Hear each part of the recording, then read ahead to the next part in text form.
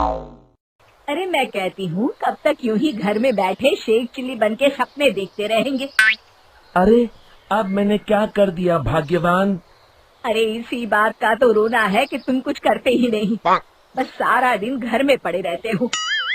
तभी हरिया की पत्नी हरिया को घर में पड़े खाली बर्तन दिखाते हुए कहती है, जरा ये भी देख लो, सारे बर्तन खाली पड़े हैं। अब घर में पकाने के लिए कुछ नहीं बचा है। अरे भाग्यवान, फसल उगे तो बेचूं, साल हो गया है, एक बूंद पानी नहीं गिरी। मैं कुछ नहीं जानती, बस इतना सुन लो, आज शाम को भूखे पेट सोना पड़ेगा। तुम बाहर जाके कुछ इंतजाम नहीं करते तो मैं चली मायके। हाँ ठीक है, जाता हूँ। इतना कहकर हरिया घर से बाहर चला जाता है। मुखिया के घर के पास पहुंचकर हरिया देखता है कि वहाँ लोगों का जमघट लगा हुआ है। सब लोग हाथ जोड़े खड़े हैं और सामने चबूतरे पर एक बाबा बैठा है और वो अपने सामने रखे बड़े से कांच के गोले में कुछ देख रहा है। हरिओम, ये ले बच्चा, अपनी पत्नी को ये प्रसाद खिला देना, फिर बहुत जल्द तेरे घर बेटा पैदा होगा। अरे ये तो कोई बहुत पहुँचे हुए बाबा लगते हैं, मैं भी बाबा को अपनी परेशानी बताता हूँ। फिर हरिया बाबा के पास जाकर बाबा को अपनी परेशानी बताता है। बाबा जी, हमारे गांव में साल भर से पानी की एक बूंद भी नहीं गिरी, मेरे खेत सूखे पड़े हैं, ऊपर से लाला का कर्जा मेरे सर पर चढ़ते ही जा रहा है। बाबा फिर से उस कांच के गोले में देखते हैं और कहते हैं, हाँ, मैं देख रहा हूँ, काले काले बादल इस तरफ आ रहे हैं और बहुत जल्द तेरे खेतों में पानी बन के बरसेंगे। बस कुछ दिन और इंतजार कर, अलख निरंजन। हरिया बाबा को प्रणाम करके वहाँ से चला जाता है। कुछ दिनों के बाद सच में बारिश शुरू हो जाती है। ये देख हरिया बहुत खुश हो जाता है। हरिया बाबा का परम भक्त बन जाता है और पूरे गांव में बाबा के चमत्कार का झिंडोरा पीटने लगता है। देखते ही देखते रोज लोगों की भीड़ बाबा के आशीर्वाद के लिए जमा होने लगती है। लोग बाबा को चढ़ावे में पैसे, सोने की चैन, अंगूठी, घड़ी, जिसके पास जो होता वो चढ़ा देता। फिर एक दिन, प्रणाम बाबा जी, मेरा नाम शुभम है।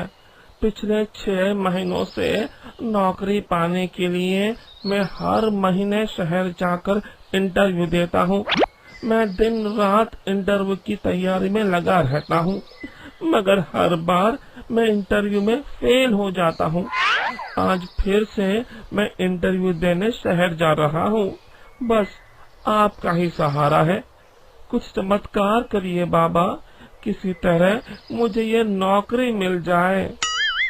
अगले ही पल बाबा जी एक छोटा सा पत्थर शुभम को देते हुए कहते हैं, हरिओम, ये पत्थर अपनी जेब में रख ले बच्चा। जब तक ये पत्थर तेरे पास रहेगा, तू बड़े से बड़ा इंटरव्यू बड़ी आसानी से पास कर लेगा। हरिओम। फिर शुभम बाबा जी को प्रणाम करके शहर की ओर चल पड़ता है। अगले दिन शुभम बाबा के चरणों में गिर जाता है। मैं इंटरव्यू में पास हो गया, मुझे नौकरी मिल गई बाबा जी। अरे बच्चा, ये तो हमारे बाएं हाथ का खेल था। बोल, और क्या चाहिए तुझे? बाबा जी, ये मेरा दोस्त है राजू, इसकी भी नौकरी लगवा दीजिए, बड़ा परेशान है बेचारा। फिर बाबा जी शुभम के दोस्त को भी एक पत्थर देते हैं। उसके बाद शुभम और राजू दोनों कुछ पैसे बाबा के पैरों के पास रख के वहाँ से चले जाते हैं।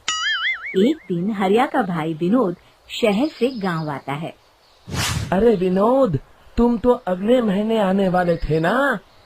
भैया, दरअसल मुझे इसी महीने में मेरी कंपनी से छुट्टी मिल गई। वैसे आप सब इतनी जल्दी में कहाँ जा रहे हैं? बात क्या है?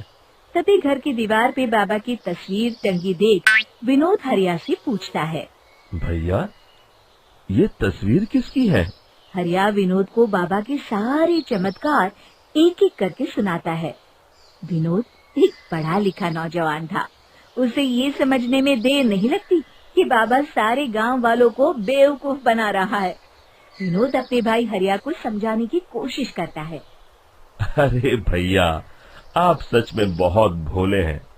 आप जिस वक्त बाबा से मिले थे उसके कुछ दिनों बाद मॉनसून तो आने ही वाला था। इसमें बाबा ने कौन सा चमत्कार कर दिया। लेकिन हरिया बाबा के खिलाफ एक शब्द भी सुनने से इनकार कर देता है।